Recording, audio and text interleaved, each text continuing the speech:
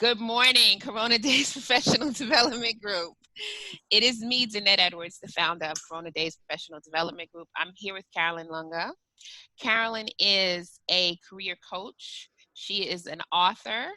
So she's a writer. She writes curriculum vitae, cover letters. She's a career coach. She works with young adults and aspiring young professionals in the South Africa region of Africa.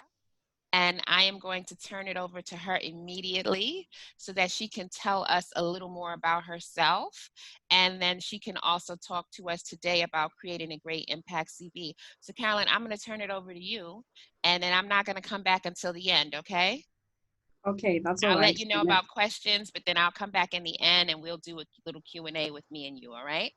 All right, thank All you right. so much. Thank you you for the introduction. Okay. Hi guys, I hope you're well wherever you are. Could be morning or afternoon. It's afternoon on my side. I hope your day has been good so far. Today I want to take you through creating a great impact CV. So I won't go much back again into my profile because Danette has already done that. But just to emphasize that I work with young people. My reason for working with young people is to inspire them and to give those that have been told, whether by family members or by other people, that they cannot make it, that it's possible, that they can do it. So my mission, my vision is to inspire hope and to make them realize that the future can be bright, it's possible, even after making so many mistakes or failing. It's still a part of success. You can learn and keep going and keep going. And that for job seekers in particular, no matter you've been applying, you don't need to lose hope or to be disheartened if you have not been called yet for interviews, because your time is coming. So, but to be able to be called in for interviews, it takes a number of things that you're supposed to satisfy for you to really make the cut, or for you to really stand out. So that's my focus for this presentation, to say, how do you make yourself to stand out? How do you market yourself? How do you make yourself to have great impact? And then also part of my profile, I teach journalism. And what journalism has done for me in terms of career coaching is it has empowered me with the skills of storytelling. I'm going to talk about that also when I talk about creating a great impact CV, especially when I talk about how you can tell your story on the CV. So I thought that was also important to highlight at this time. So just to start us off with the definition, what is a CV? This is something that you are all familiar with, but maybe what I need to be making distinctions here is what a CV is and what a resume is. So a CV is a document that we use for applying for open positions. So it could be for jobs, it could be for scholarships or internships or fellowships. If you look at a job advert, or if you look at an advert, the first thing that recruiters always ask of applicants is to submit a CV. And usually a CV has to have certain important sections that I'm going to be coming to shortly. But here, in terms of the definitions, I've just summarized that it contains your educational qualifications, your skills and experiences. And then in terms of a resume, those, depending on the context or where you are, sometimes CV and resume are used interchangeably, but particularly in the US and Canada, the most common term that is used is resume. And you have to know, depending on where you are, because Sweden has its own ways of writing a CV, the UK has its own ways. Ourselves in Africa, we have our own way of writing a CV, and so it's important really before you can start applying for a position. Know the context where you're applying. What are the requirements? What is the format of the CV in that context? How long should it be? What are the key sections that recruiters are looking for? And things like that. So in terms of the sections that I'm going to be taking you through, these are the sections that you'd find in a standard CV or a standard resume. So the most common types of CVs that we have are an academic CV and a skills-based CV. So an academic CV is usually much longer. This is the kind of CV that you'd prepare if you were applying, say, for a fellowship, or if you were applying to further your studies, say you're applying for masters, or you're applying for PhD, or you're applying for an academic position. You have to prepare an academic CV. I'll come back to what it contains, but as we will discuss in this session, you will see that an academic CV is usually much longer because it contains quite a lot of details about your education, what work you have done in the university, if it's research, that is publications, if you have supervised students, there's a lot, awards, if you have won grants, and you have to put the details. When did you get the grant? How much was it for? For what research? How many participants were involved? What were the results of the research that you did? So like I've said, an academic CV tends to be much longer. So it's important again that you know what key sections to include for an academic CV, particularly those that have got a background of working at a university. The three common pillars for university employment or for an academic CV tend to focus on the teaching aspect. So here you talk about your teaching experience, and then it will focus again on research. So research would entail the publications plus the work that you're doing in the department in terms of supervising students and leading other projects within the department. And then lastly, the other pillar, which is a key pillar, is community engagement. So you'd also find that within the academic CV, you will have a section on community engagement. Depending again on where you are, which context or place, there's now a fourth pillar, which is the entrepreneurship and innovation pillar. So that again, you'd need to demonstrate what you have done within that field in terms of bringing about innovation and entrepreneurship, or fostering entrepreneurship or practical skills within students. And then I'll move on to a skills-based CV. This is usually much shorter, and it puts emphasis mostly on the skills.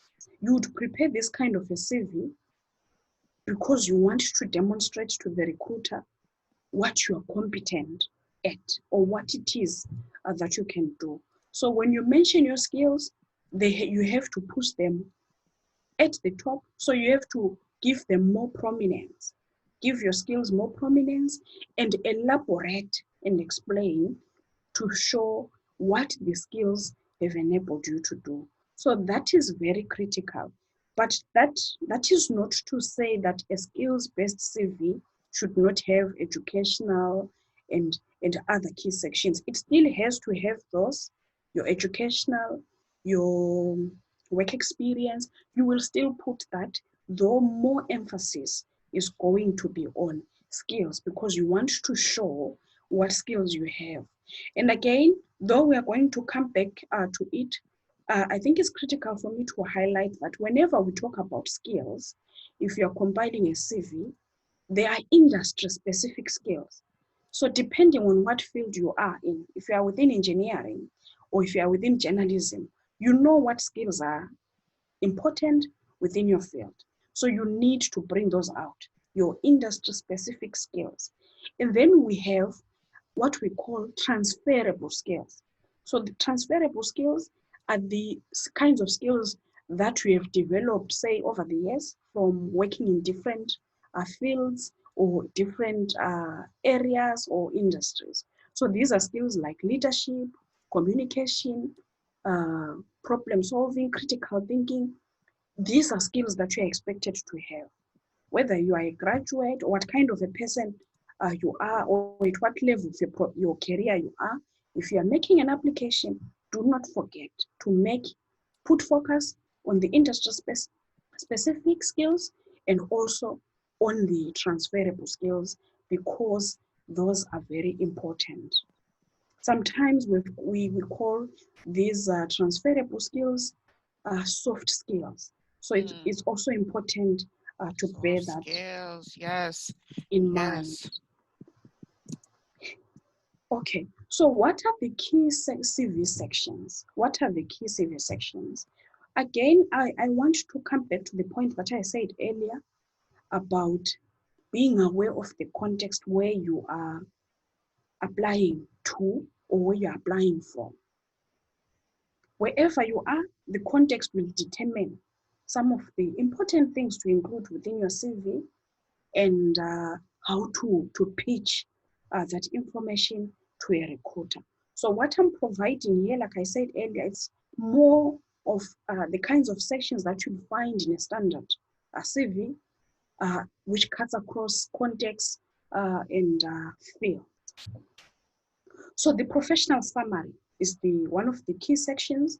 Sometimes you'd find some CVs, instead of having professional summary, it would be written career objective or personal profile.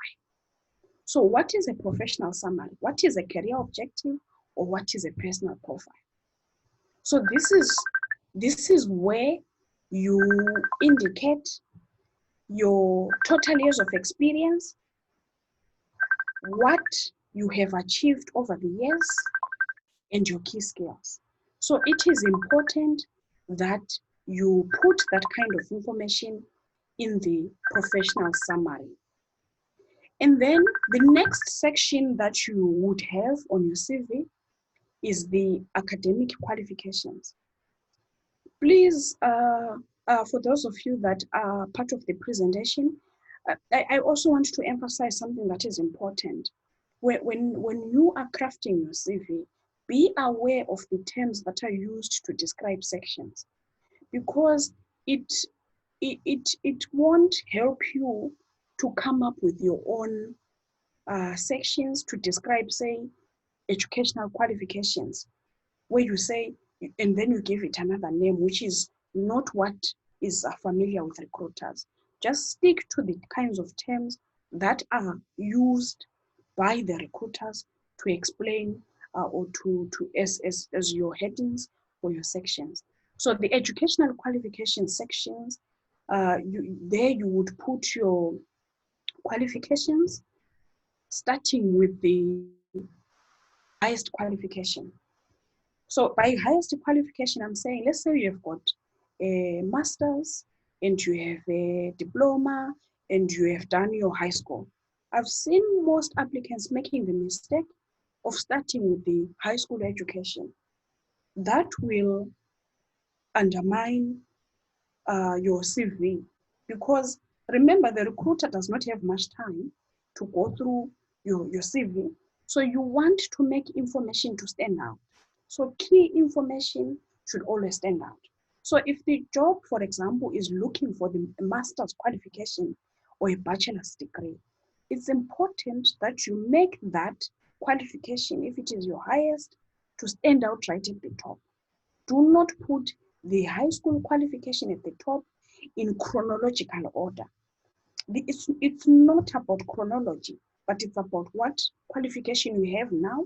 And if it is the qualification that is needed for that job, please make it to stand out. How do you make it to stand out? You can make use of bold. The bold function is important in a CV to use for headings, to help you distinguish headings from the content or from the text.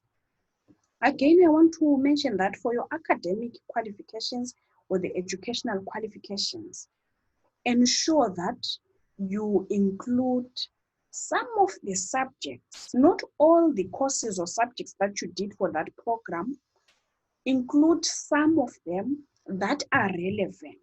If possible, please include even the grades that you got. Remember, the topic of our session at this time.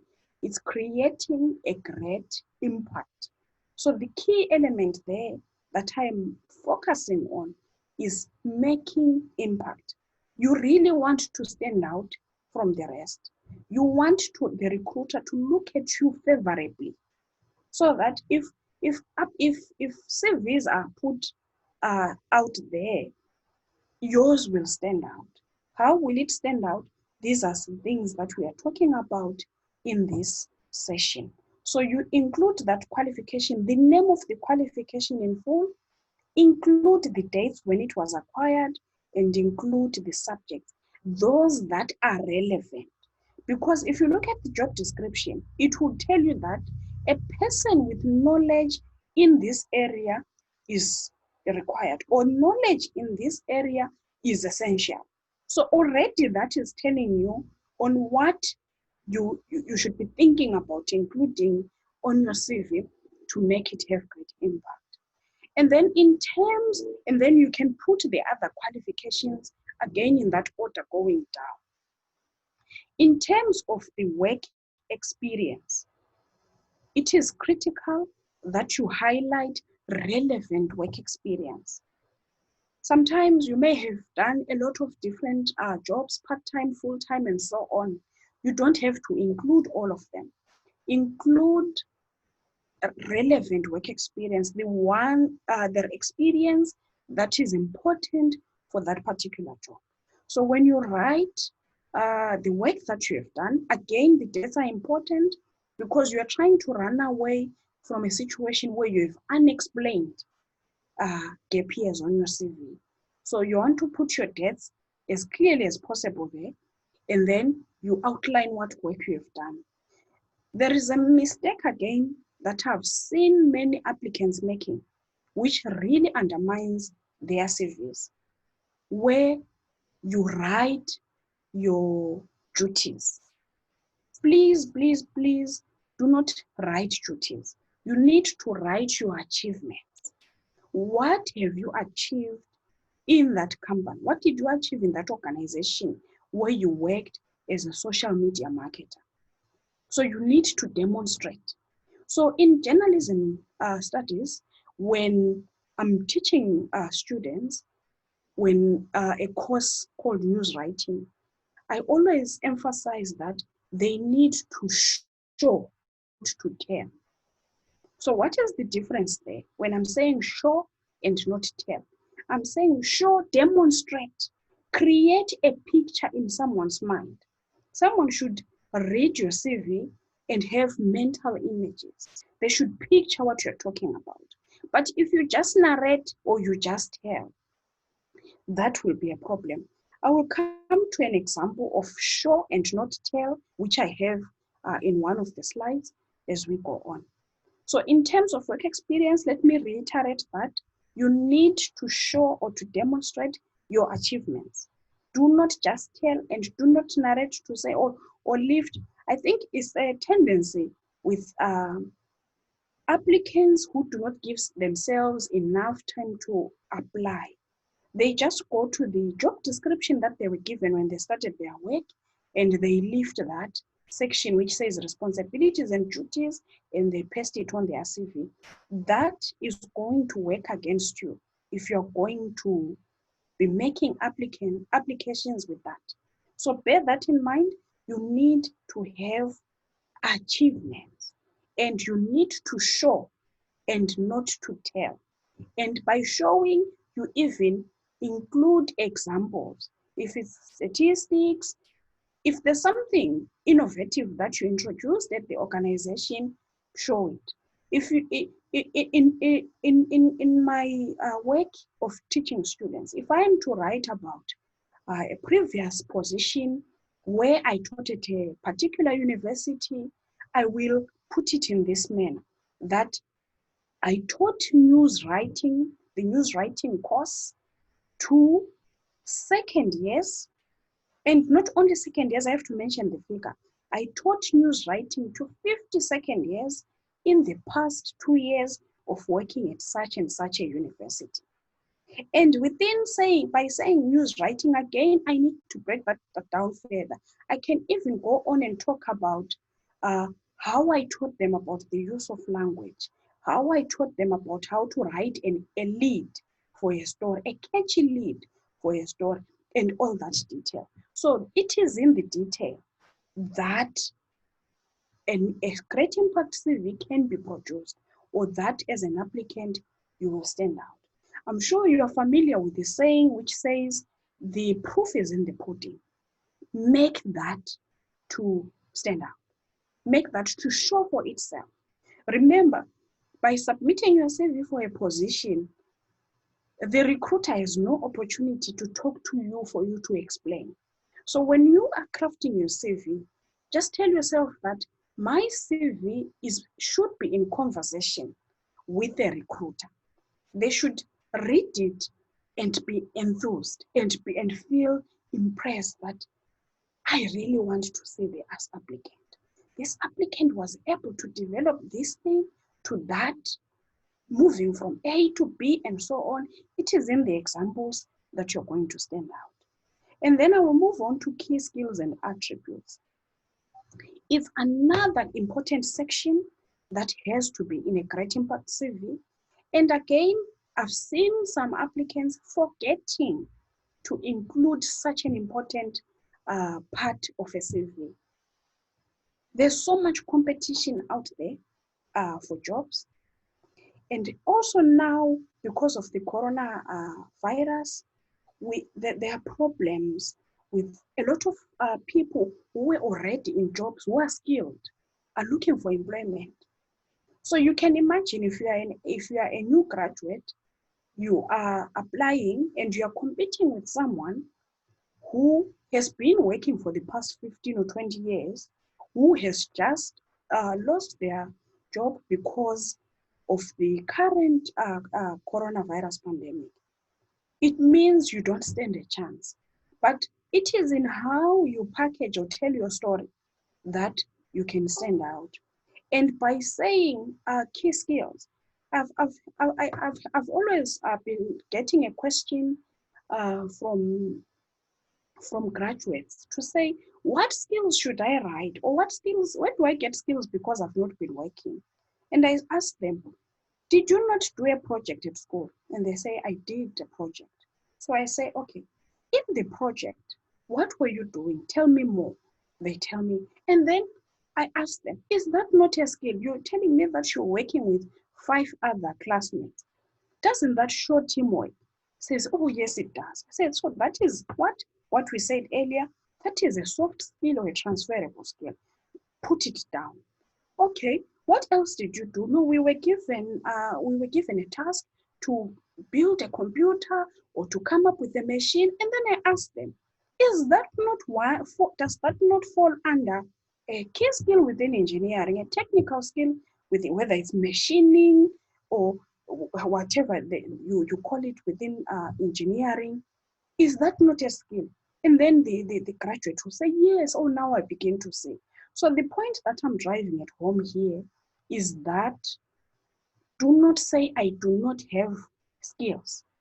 If you have been to school, if you have done a project, if you have been part of community service, if you have volunteered, if you have done some form of work, it means you have the skills. You just need to look more critically into the work that you were doing and try to identify. And then do not list, again, I'll come back to the element of moving away from the habit of just listing. I see a lot of CVs listing leadership, problem solving, excellent communication, and so forth. That does not tell the recruiter anything. That will not qualify to be a great impact CV, because for it to make impact, again, I'm coming back to what I said earlier about showing and not telling. Show the skills that you have. Okay, so again, the example will come, which I spoke about social media marketing. I gave you an example of myself in talking about teaching students. How should you put that information out? If you've worked with a community of 200 people, you put that as it is. I was part of a group of 200 people that distributed this, and that. So you are showing what you can, your skills. And remember what I said earlier about field specific or industry specific skills, and then your transferable or your soft skills. And then the attributes. The attributes are very important because these are personal attributes. What kind of a person are you? You include those personal attributes. And then professional certificates. Again, I want to come back to what I said earlier about CV sections or structures are context specific, but this is what you generally find in most CVs across the world. Leadership. You can have a section on leadership where you demonstrate your leadership experience.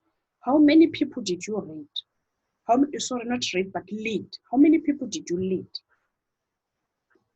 Is there anything innovative that you introduced? Did you formulate a policy? All those are examples of showing your leadership. So you can include that. Awards and grants. I spoke about it earlier when I was speaking in response to academic CVs.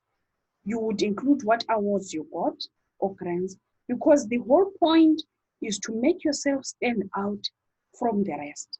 So these are the kinds of details that will distinguish one applicant from the next, and so on. Then community service.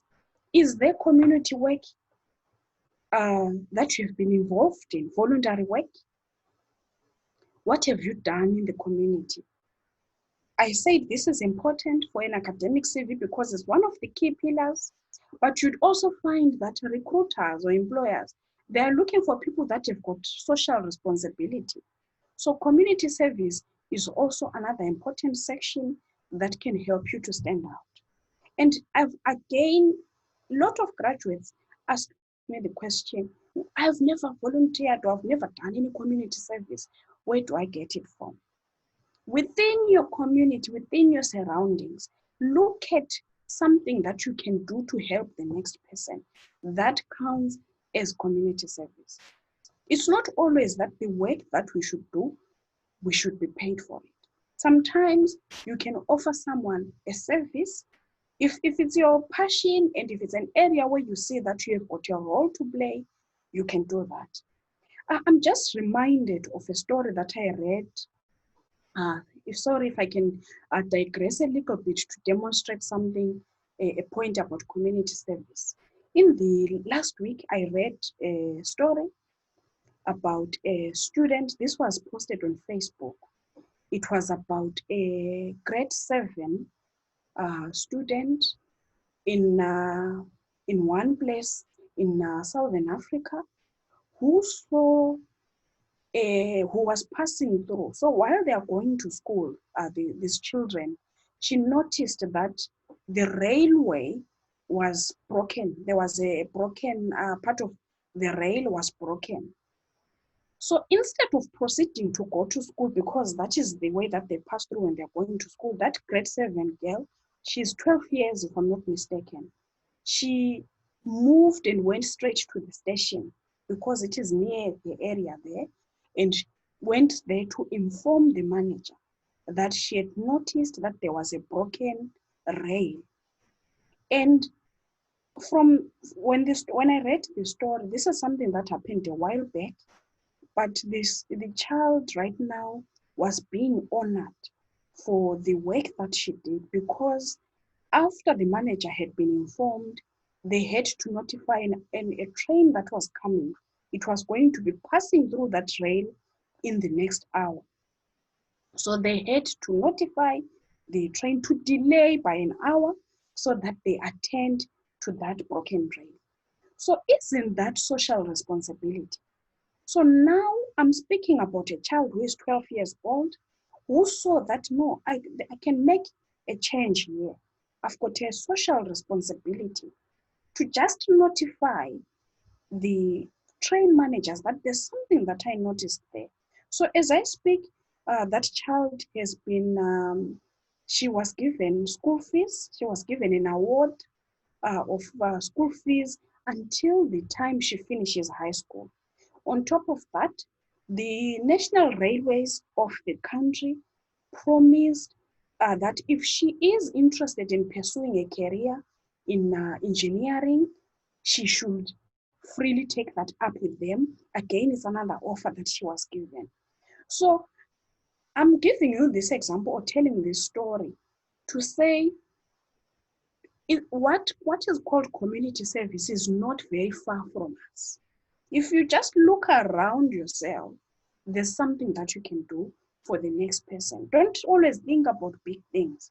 The little things that you do, that can count as community service, and you can put that.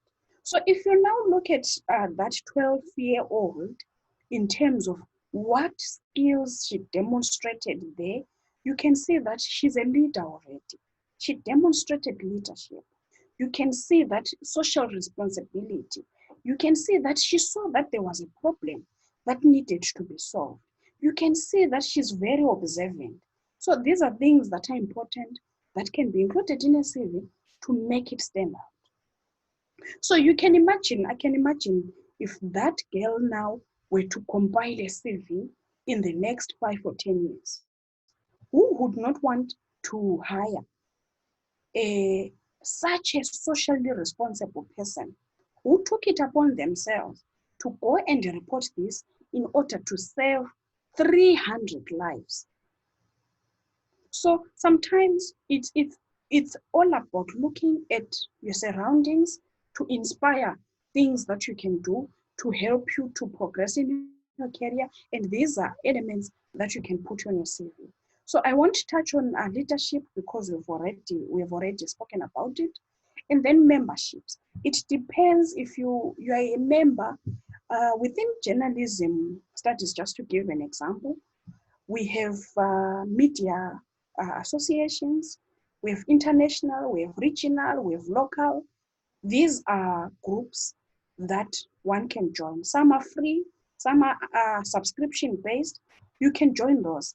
Those are always good for opportunities for conferences, for presentations, and things like that. And for academic CVs, memberships to these groups are very important. These kinds of affiliations are very important. Then publications, I already spoke about them, but probably what I would need to emphasize is that for an academic CV, it's important to even include the links where your publications are found. I'm also thinking, just remembering that nowadays we have got this resource called the internet. So if we are demonstrating your skills and there's something, if you've done, say, videos and they are online or they are somewhere on the internet, you have a website, it is not bad or it is not wrong to include links to the work that you have online. Remember, if you have spoken to a coach or career coaches before, they will always talk about online personal branding or online branding. So it's important that you make reference to those links because it creates excitement in the recruiter to want to see what has this person done, which I can find online because it's easily accessible. And do not forget that your work, which is online, is available to the recruiter 24/7. So whatever work you have, do not only keep it physical, have an online portfolio or profile which you can easily make reference or link to if you are demonstrating Again, I'm coming back to the issue of demonstrating. So I've already given more detail about the sections. Just to do a quick run through of what I was saying about the sections. The professional summary, make it catchy, highlight key achievements, skills, and aspirations. The academic qualifications, I've spoken about it as well, in terms of the highest to the lowest and the relevant subjects. If you're applying for a PhD or something within the academy, I've already spoken about the details. This is titled key findings, key publications, findings, and so on. Work experience, I already spoke about that. Now I'm coming to the example that I made reference to earlier to say, let's say you've worked as a social media marketer, or you're a social media marketer, and you want to demonstrate your achievement of social media marketing. Instead of saying what I wrote there in blue, I was responsible for social media marketing. That sounds tired and boring. If you tell someone I was responsible for social media marketing, they cannot even paint pictures in their head about what you were doing. They can only think, oh, okay, social media. You're not even giving them a clue on which platforms, because there are so many of them. So to be more specific or to have impact, you can write it in this manner. Within 2 years of joining the company so and so, I grew engagement on Facebook from 2,000 to 10,000. That paints a certain picture about you in the recruiter's mind. You have given them a time frame to show that, okay, so it means you are conscious of time. You know that you have to deliver within certain time frames. So it means this person is aware that time is of value. Oh, you grew engagement. So by saying I grew and you are showing from 2000, one can see the growth. Okay, I can even imagine the numbers in my head. Oh, from 2,000 to 10,000. That is how you demonstrate. That is how you show. What I put in blue there is what I would say telling. You are telling someone that you are responsible for social media marketing. That does not have impact. But when you say within 2 years, that has got impact because you are showing or you are demonstrating. So please bear that in mind. We can have many more examples, but what I'm putting emphasis on is to say, paint pictures in the recruiter's head so that they have an interest in calling you to hear more. Because I'm sure when you have demonstrated that you grew engagement from 2,000 to 10,000, if you are shortlisted for an interview, the recruiter would want to know, to say, tell us more about the situation where you grew engagement. Tell us more about it. How did you do it? And so on and so forth. So it's important, as opposed to saying, I was responsible. That is tired and it doesn't show anything. I spoke about industry-specific skills and transferable skills already. Those are the examples. In my field in journalism, if I'm saying industry-specific skills, I'll write news writing, video radio production, interviewing, research, creating podcasts, and so on. There's so much. And give examples. If I've got videos online, I can even put the links to show my work. If I've got an online portfolio, even better. News writing. If I've got online stories, if I've written a blog, link to the blog. If I've done research work and it's there online, link to it. No problem. Podcast, put it out there. Transferable skills, leadership, I've already given examples about that. But then we come to another important aspect, which I find lacking in most CVs. It really undermines the CV if you're going to use tired language. If your language, when you sit down to craft a great impact CV, you really have to think carefully about the words you use or the language you use. Because what you want to, again, I'm coming back to that point of painting pictures, paint visual images, in the head of the recruiter, enhanced, developed, grew, orchestrated, transformed. Okay. By saying transformed, you can see that there's a movement from something to a transformation. Oh, this person is creative and innovative. They established this. They increased. So it means it was standing at a certain number, but you were able to increase. So if you can notice from the words that I've included there, these are action words or verbs. They demonstrate ability or doing. So it's important where I've been emphasizing that you need to demonstrate.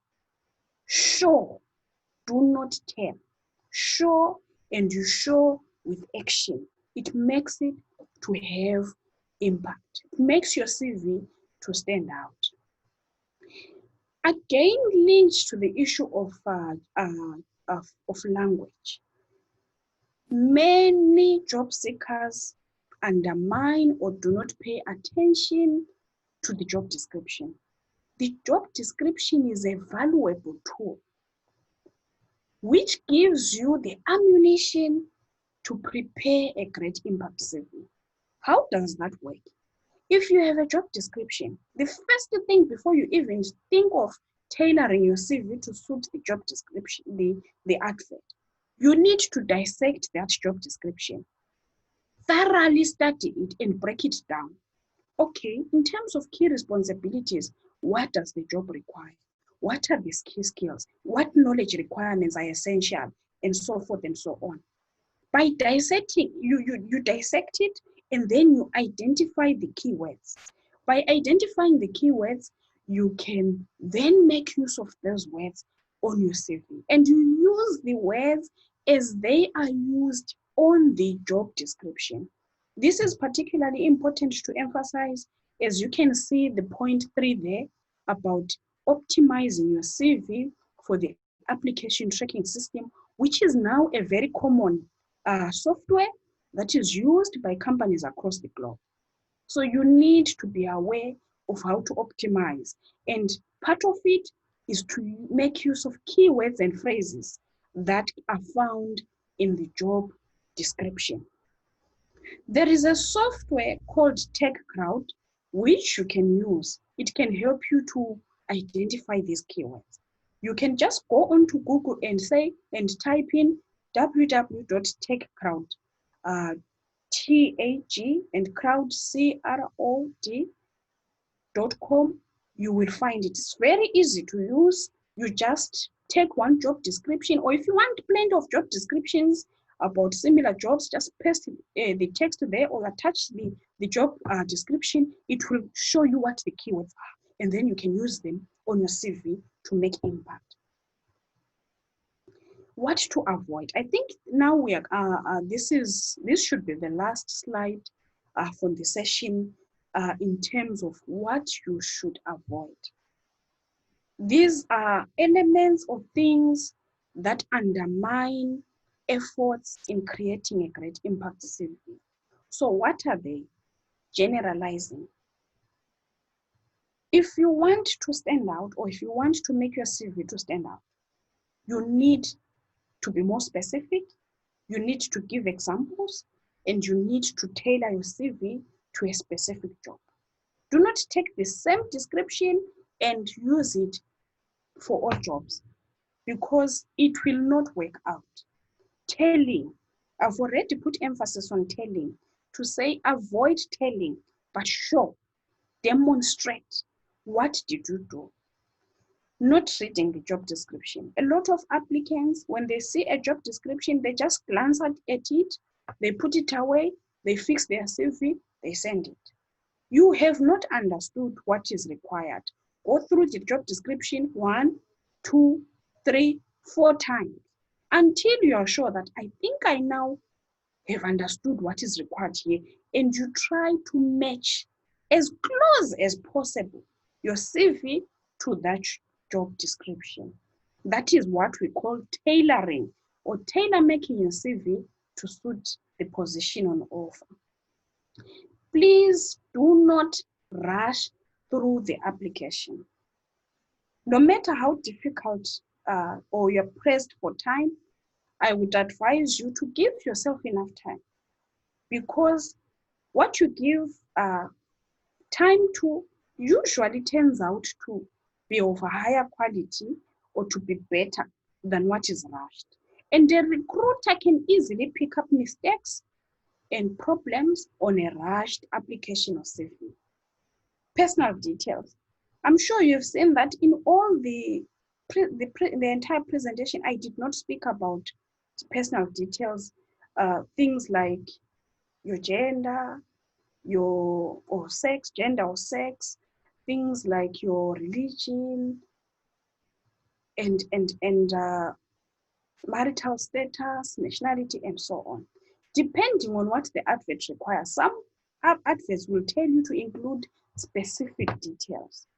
But to avoid issues of discrimination, it's good to just write your name and surname, your email address and phone number, your LinkedIn profile. If you have a link to your LinkedIn profile, put it there, but don't put other details which I've mentioned to avoid discrimination, unless if the advert indicates. I have seen adverts which would say, okay, indicate your previous salary, for example, indicate your gender. I have seen those kinds of adverts. Indicate your nationality. They say preferable people from this country will be given the position and things like that. Avoid bearing important information.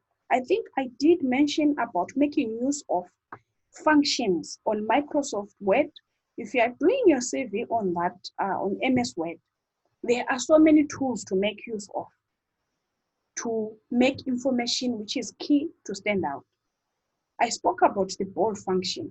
You can use italics and others. But again, another thing that you can use is white space. White space is a good strategy of separating information. You can use it as well on top of your bold and italics and so on. But okay, I'll come to the point. I put the point at the end. Spelling and grammatical errors. This talks to proofreading. You cannot create a great impact CV that has got spelling and grammatical errors. So you need to proofread. I recently read a document from one career coach who advises that you need to edit expertly. You need to take your time, edit as if this is the last time you submit that document. Edit, because remember, you want to create impact. You want to stand out. And you are saying, okay, if the recruiter reads through this CV, they need to make a certain impression, a positive one about me. So edit expertly so that you can stand out, so that you minimize any form of errors. Unexplained gaps. We spoke about the inclusion of deaths. If say you have lost your job because of the coronavirus and you're not sure how to put that, you can just write that you were laid off because of the pandemic or due to the coronavirus. That is not a problem, because this is a global pandemic and the recruiters are aware that a lot of people have lost employment. People have been furloughed because of the current economic crisis. So not a bad thing to include that you were not working just during a certain period because you were laid off because of the pandemic. So that shows that actually it might have been one of the areas that was affected because of this crisis. Lying. I don't want to get much into the aspect of lying, but it's something that I'll just say to you, it's a no-no.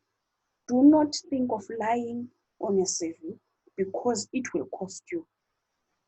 If the recruiter finds out that you lied, that can have very negative implications, not only for the position you are applying for, but even for other positions you may want to apply for in the future.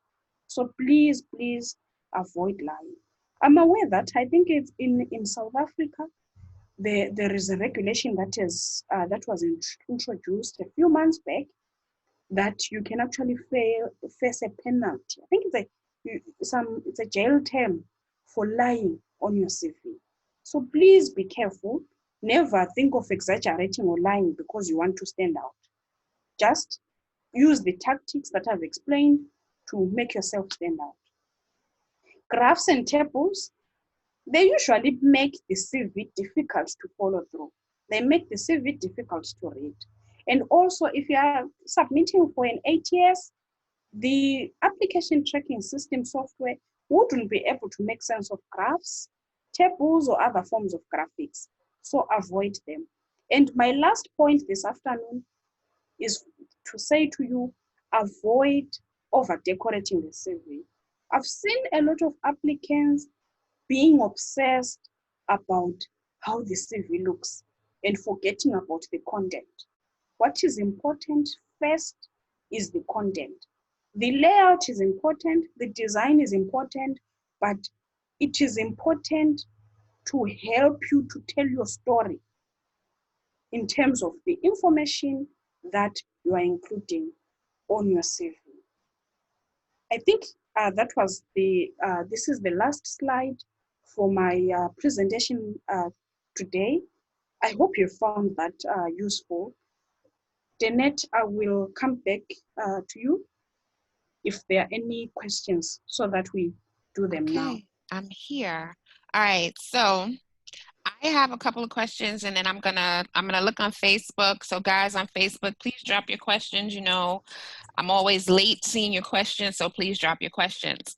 So one of the questions I have about the CV is, do you have any experience working with people who, okay. Do you have any experience working with people who are not looking for traditional jobs, but maybe looking for consulting opportunities or self-employment, and they're using a CV instead of a resume? We have a number of people in the group who are doing stuff like that. Okay, so you're asking about a consultancy CV. Mm-hmm. Someone's applying for a consultant. Yes. I'm not very familiar with those, Mm-hmm. but I've seen that for, say, consultants opportunities, for example, at the UN, they have their format. They have their specific formats where they would actually give you a template to say your CV needs to have this, this, and that, and it should be structured in a certain way. Yeah, I have experience with that UN CV, and it is very structured. I have a little bit of experience with receiving CV, not preparing. Actually, I have a lot of experience receiving CVs from consultants and people who want business from me. And so for those people in the group who are self-employed, who are consultants, who are creatives, I would suggest, Carolyne, can you go to the slide that gives the sections of the CV, please? They gave all the sections on that one slide. Okay, I'm sorry, the next one? That, okay. Is that the whole, is it those two slides? Yes, are the sections? Okay, all right, perfect. Yes. So guys, so I'm sorry, Carolyne, go right back to that other one. So when you're watching the replay of this, the people who, and I know some of you are on now and some of you will be logging on replay, this slide and the one after it is what you should concentrate on, those of you who are using the CV for self-employment, for consultancy, for publications, even some of you who are academics, you're looking for academic work. These two slides should guide you as you develop your CV. The other thing I would say is in this presentation, and I think Carolyne did an excellent job, Carolyne talked about telling that story. Everybody who uses a CV and a resume should be telling a story, but one of the benefits of the CV is you have more space to tell that story, right? So you can get very creative to demonstrate a story so that you're not just saying, I did bop, bop, bop, bop, bop, bop, bop, right? But you're actually telling a story that someone will remember when they put your CV down and they pick up the next CV. So I just wanted to say that because I know a number of people registered for this training, so they may be on right now or will catch the replay, and they specifically want to know how to use a CV for self-employment. I do have another question, and let me see. This is from Grace Makaza. Grace, where are you logging in from? Tell us where you're logging in from, Grace. What country? All right, so she says, hello, in terms of gaps, how do you go about it? For example, I had financial issues after high school and ended up having a baby and only got a chance to go to university after 10 years. How do I explain that on my CV? Okay, so you're from Zimbabwe. Let me see, Bulawayo. Yes. Bulawayo, Zimbabwe. Okay, great, thank you. So did you get the question, or you want me to say it again, Carolyne? Please repeat it, Danette. Okay, so Grace says, hello, in terms of gaps, how do you go about it? For example, I had financial issues after high school and ended up having a baby and only got a chance to go to university after 10 years. How do I explain that on my CV? So she's saying she had a baby after high school. So for 10 years, she was a mom, like taking care of her baby. And then she went to university. So she has a 10-year gap. How does she explain that on her CV? Okay. So I think it's important where you indicate where you stopped there. Say where you were last at school, you can indicate that you then did not continue. You can just indicate something brief to say did not or stopped due to, like, say, financial challenges, or you can say due to personal circumstances, you did not stop. And then within the 10 years, I want to believe that even if when you were a mom, there are some things that you might have done in the, like projects or anything for self-development, you can then include that work that you did within the 10 years to demonstrate that within the 10 years you were not just sitting. Remember, you want to portray a positive impression about yourself. So I can imagine that even as a mom, I don't just sit for 10 years, but within the 10 years, probably you were running a blog, or within 10 years, you wrote articles, within 10 years, you ran a small business, or you were reading books, or you were doing something. Those elements can be included to demonstrate that, no, while I was looking after my child or my children, I still managed to continue self-developing myself. Because the issue with self-development is another important thing that recruiters also check. Are you someone who is continuing to upgrade and develop yourself? I don't know if I answered that well. That you indicate from where you ended to say due to personal circumstances, this is where you stopped. And then you include what you did in between in the 10 years. And then we can see where you picked up your school from that after 10 years going forward. And as I've emphasized, within the 10 years, let's see personal development. Let's see what you were involved in. That will give create a positive impression to the recruiter. Yeah, that's a good answer, Carolyne. I mean, I have a friend who would be on this live right now, but she's at her child's school and she took a break for raising children, so she's very concerned about that. But one of the things that she does is for years, she's been volunteering at her children's school. So I told her, then you can put that on your resume. She uses a CV and a resume, but that she should put that on there because she's been doing stuff like editing the newsletter for the school, organizing events, and it's real work, you know, that if they didn't have her, either wouldn't get done or they'd have to pay someone to come and do it. So, so that's good information. Okay, let's see. I have another question here. Is it possible for you to share an example of a comprehensive CV? And that is from Netsai Guelo. And Netsai, where are you? Where are you logging in from? Can you tell us in the comments? Okay, that's it's also an important question of a though it's quite subjective actually when you say comprehensive, because what kind of a CV are we talking about here? Is it falling in the line of an academic CV? Because if I want to imagine that if you say a comprehensive CV, you are talking about a CV that has pretty much all these sections that we have identified here in this slide and the next one. So Netsai, are you here? Let me allow you to talk. Would you like to talk? Hello? Hello, how are you? Hi, Netsai. How are you doing? I'm good. I'm logged in from South Africa. Ah, thank you. So can you give us a little more information? Yes, go ahead. I'm sorry. No, so I was asking if she could say, share like an example, like how she was doing with the examples of journalism, to say for the different sections which we covered here for the CV, like a dummy CV. Oh, A yes. complete CV. Okay. A complete CV, that's what you want. Yes, okay, yes. I'm not sure. Coming sure. from different backgrounds. Danette, I don't know what would be the way to share maybe an example. Let me, okay, 1 minute. I think if you have one, no, sorry. Okay, so if you have one, you can unshare this, you can find it and stop sharing this on your screen. You know what I mean?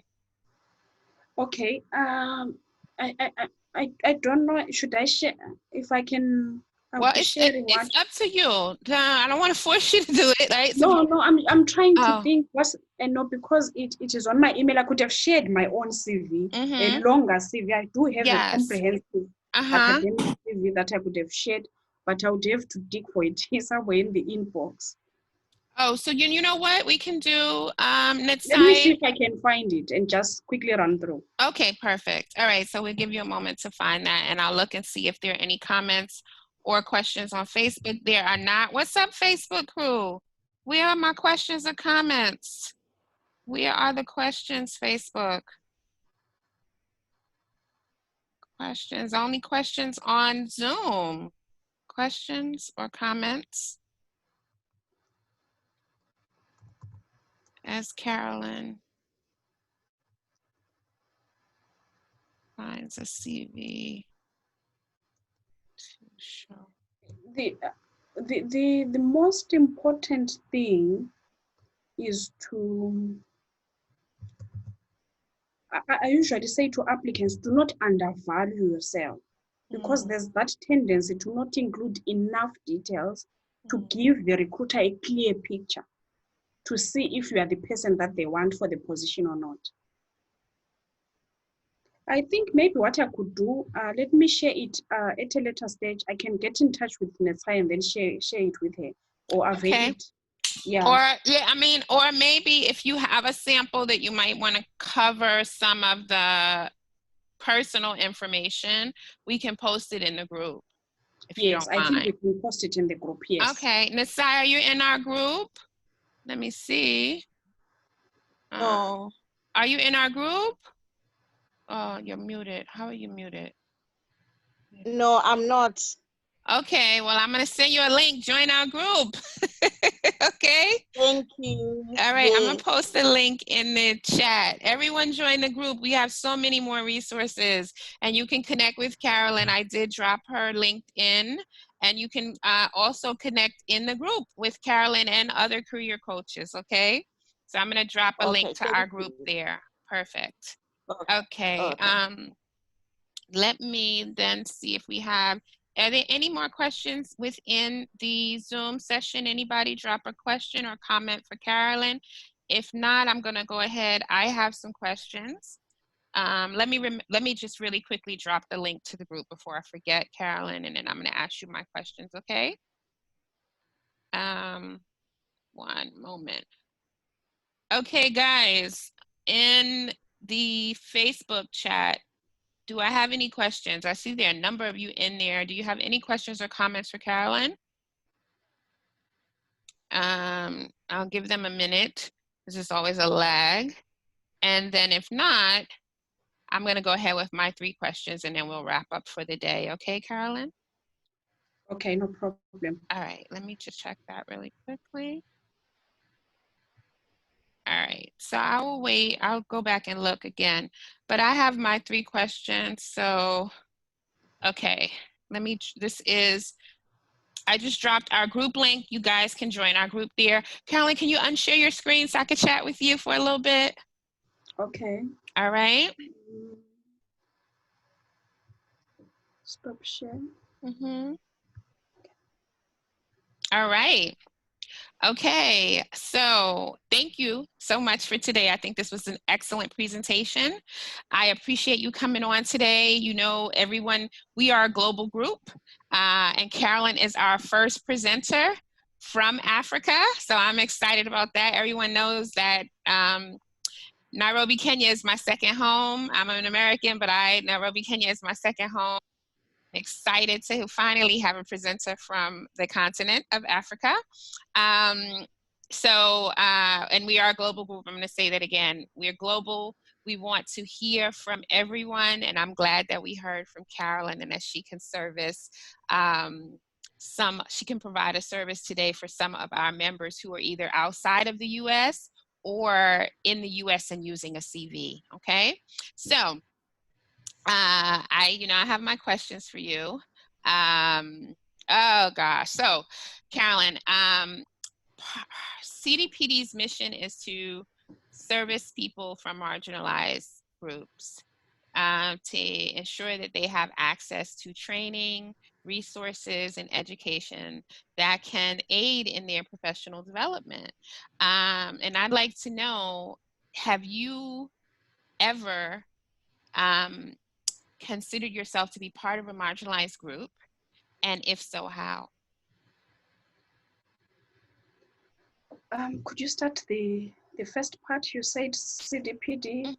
So I'll actually read you our mission, okay? Yes. Let me read our full mission.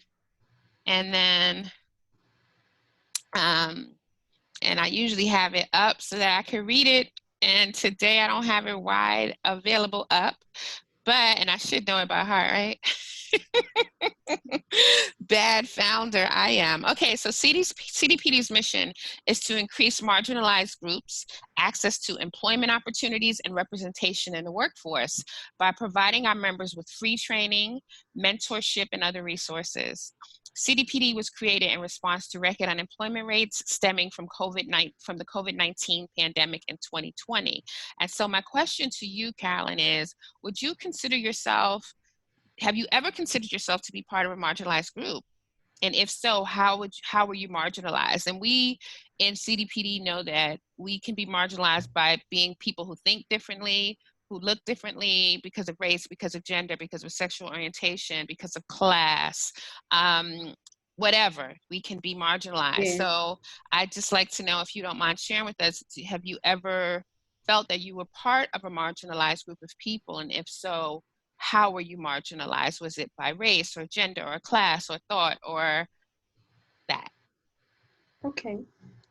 I think because I come from Zimbabwe myself, and I did my postgraduate studies in South Africa. When I got to South Africa, I began to feel different because I began to feel foreign when I was in South Africa. But I can't say I felt marginalized. I just felt different in the sense that there are certain things that are not part of my culture, which I needed to learn.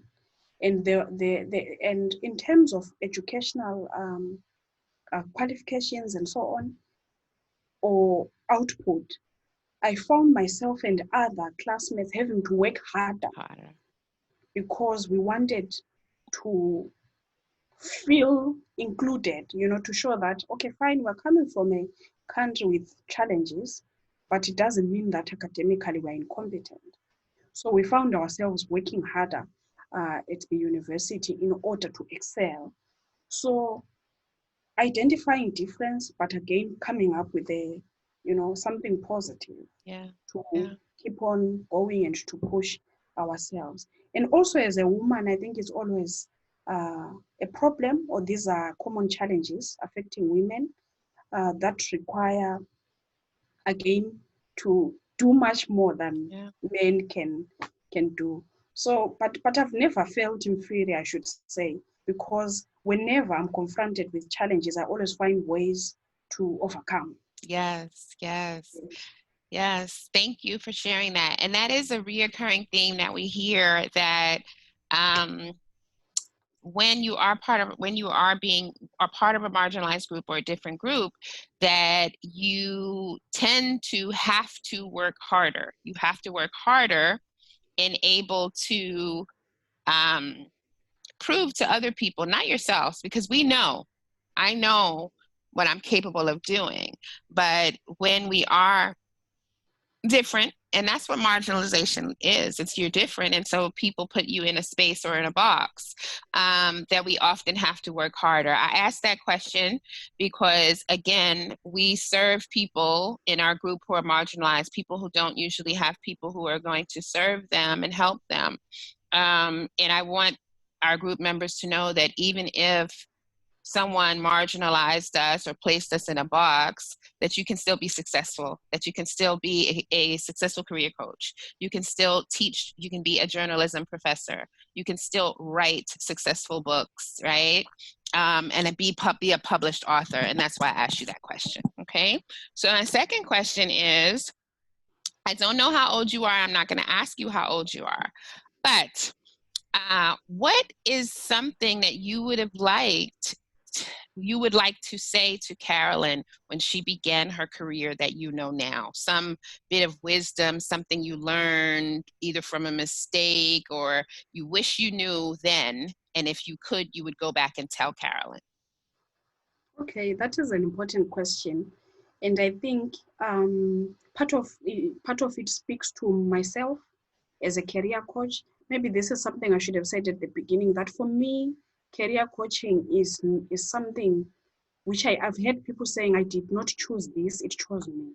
Career coaching chose me because it's something that I've always had within me for years. Even though I studied journalism, people ask me, you study journalism, you teach journalism, but how come you talk about CVs? And I tell them, I never chose careers and CVs, but it's a God-given gift. It's something that is within me, which if I don't do, I don't feel happy. So it's something that gives me satisfaction and happiness if I'm doing it. So in terms of a message that I would have told myself, I think doing what I'm doing right now is believing in oneself. I wish I could have gotten that message a long time ago, because growing up, I was very shy. I was afraid of other students. There were times when I could not even go out of the class because I was just afraid of walking outside the school. I just afraid of other students. So people used to leave their bags with me at high school. You know, they would say, this is our security person, because we would never go out. So, but when I look back, I say, okay, but what was all of that? I wish someone had inspired, confidence in me and taught me about believing in myself. And another message that I would have told my early self is to say there are no limits in life. No matter the challenges, you can still overcome.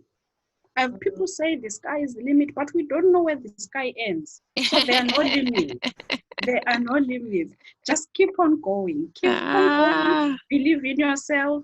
And also, as a Christian myself, I believe that God has a way of helping you through to achieve your dreams. So those are the messages that I would have told my early self.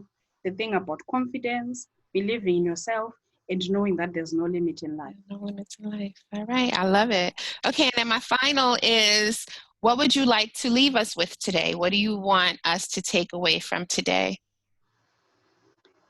Okay, I've got two things. One of the things has to do with the CV, the presentation. I did not say anything about references, but I'm aware that in different contexts, some CVs, you wouldn't even indicate your references. You just say references available on request. And then in some contexts, for example, I know I'm quite familiar in the Southern African region, most of Africa, we do put details of references, and usually 2 to 3. And please find people that will speak positively of you. Yes, yes. so that and give them time to write that reference letter. Yes. Do not pressure them, and make them aware of what you're currently doing.